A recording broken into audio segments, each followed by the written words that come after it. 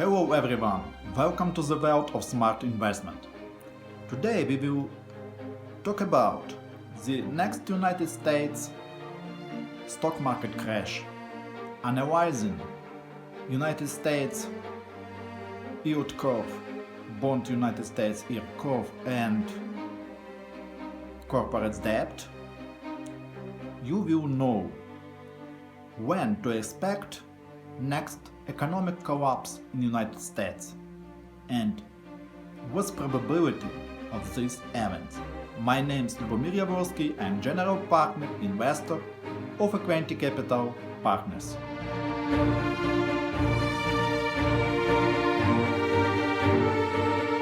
The yield curve of the United States Treasury bonds shows a relationship between interest rates and time to the maturity, known the time of the debt. Normal type of yield curve looks like this. You can see a line that initially rises sharply and then flattens out at longer maturities. If normal type of United States bond yield curve is available, it means there are another types, abnormal types of yield curve. Inverted type of yield curve, a downward sloping line that initially falls sharply and then flattens out at longer maturities. Flattened type, a horizontal line running parallel to the x-axis, indicating the same yield regardless of the maturity. Steep type, an upward sloping line that initially rises very sharply and then quickly flattens out at longer maturities. And humped type, an upward sloping line that initially rises sharply and then begins to fall at longer maturities. Why it's so important? Because analyzing the form of the yield curve, investors can predict the state of the stock market. The point is, the Federal Reserve funds rate practically sets short-term credit market rates. Same 3 months United States Treasury T-bill rate.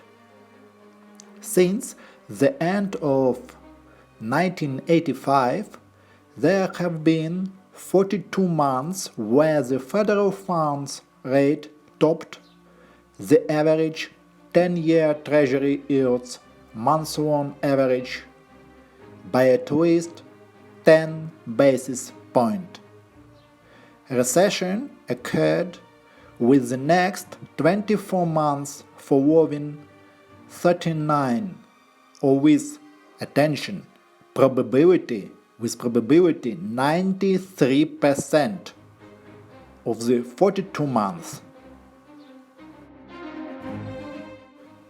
On June 6, 2019, the 2.38% targeted midpoint for the federal funds rate was 28 basis points above the 2.10% 10-year Treasury yield. In terms of May's 2019 average, the 2.39% 10-year Treasury yield essentially matched the accompanying midpoint of 2.37% for the federal funds rate's targeted range. On average, a recession arrived 16 months after the first month in which federal funds exceeded the 10-year Treasury yield by at least 10 basis points.